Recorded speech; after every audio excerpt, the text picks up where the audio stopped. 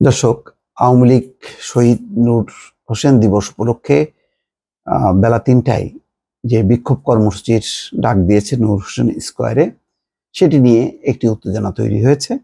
সেই উত্তেজনার প্রেক্ষাপটে দেখা যাচ্ছে যে রাতেই গুলিস্তানের 0 পয়েন্টে বৈষম্য বিরোধী ছাত্র জনতার বিক্ষোভ, তার মানে রাতের বেলায় জড়ো হয়েছে এবং এরই মধ্যে বৈষম্য বিরোধী ছাত্র আন্দোলন ঘোষণা দিয়েছে যে তারা সমাবেশ করবে 0 পয়েন্টে। কিন্তু সেই সমাবেশ দিনের বেলা অপেক্ষা করার আগেই সেখানে ছাত্র জনতার একটা অংশ সেখানে যে বিক্ষোভ করছে। এখানে বলা হচ্ছে খবরে যে রাজধানীর গুলিস্তানের 0 পয়েন্টে বৈষম্য বিরোধী ছাত্র জনতার ব্যানারে বিক্ষোভ করছেন বেশ কয়েকজন ব্যক্তি। শনিবার রাত 11টার দিকে তাদের সেখানে বিক্ষোভ করতে দেখা গেছে। সরেজমিনে দেখা যায় বৈষম্য বিরোধী ছাত্র জনতার ব্যানারে একদল মানুষ গুলিস্তানের 0 পয়েন্টে বিক্ষোভ করছেন। তারা খুনি কেন বাহিরে, মুগ্ধ কেন কবরে, নূর হোসেন দিচ্ছে ডাক, খুনি হাসিনা নিপাত যাক, এমন বিভিন্ন স্লোগান দিচ্ছেন। শেখ হাসিনার বিচারের দাবি তোলেন তারা। বিক্ষোভে অংশ নেয়া মঞ্জুর হোসেন নামে এক ব্যক্তি জানান, জুলাই আগস্টে বৈষম্য বিরোধী ছাত্র জনতার আন্দোলনে নিরীহ ব্যক্তিদের গুলি করে হত্যা করা হয়েছে, এখনো রক্তের দাগ শুকায়নি। এর মধ্যে শেখ হাসিনা 0 পয়েন্টে সমাবেশের ডাক দিয়েছেন। আমরা ছাত্র জনতা কোনোভাবে এটা মেনে নেব না। অগণতান্ত্রিক শক্তির অপসারণ এবং গণতান্ত্রিক ব্যবস্থা পুনঃপ্রতিষ্ঠার দাবিতে 0 পয়েন্টে শহীদ নূর হোসেন চত্বরে আগামীকাল বেলা ৩টায় বিক্ষোভ মিছিল করার ঘোষণা দেয় আওয়ামী লীগ।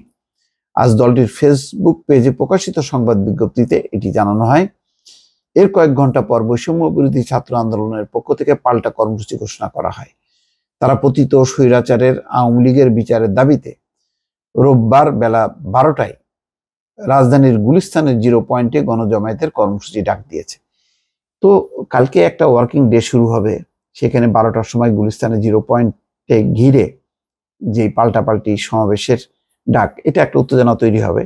আমার যেটা ধারণা যে আওয়ামী লীগ যতই ডাক দিক না কেন এবং তাদের এই সমাবেশ ডাকার মধ্যেও একটা দুর্বলতা আছে যে তারা ট্রাম্পের ছবি নিয়ে সমাবেশ করতে চায়।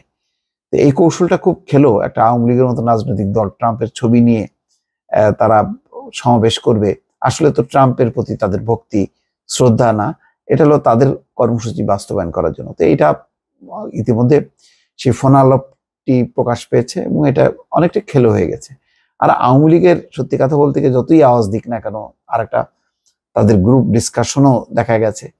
তো এইগুলিতে আসলে আওয়ামী লীগের মানে এখন তৃতীয় পর্যায়ের নেতাকর্মীও তাদের হাতে প্রচুর টাকা পয়সা, এখন তারা কোনো ঝুঁকি নেবে না, বরং টাকা পয়সা নিয়ে কিভাবে দেশ ছেড়ে পালাবে সেই চিন্তায় ব্যাকুল। তো এইরকম এখনো 3 মাসের মধ্যে যদি তাদের কোনো নড়াচড়া হয়নি, কোনো রকম প্রোটেস্ট একটা কার্যকর যে কোনো প্রতিবাদ সেটাও দেখা গেল না, সেখানে তারা কালকে একেবারে ভাষায় দিবে, এটা যতই হোক না কেন এটা হয়তো অন্তর্বর্তী সরকারকে ভয় দেখাচ্ছে, ভয় দেখায় দেখায় তারা এটা টেস্ট কেস হিসেবে দেখছে।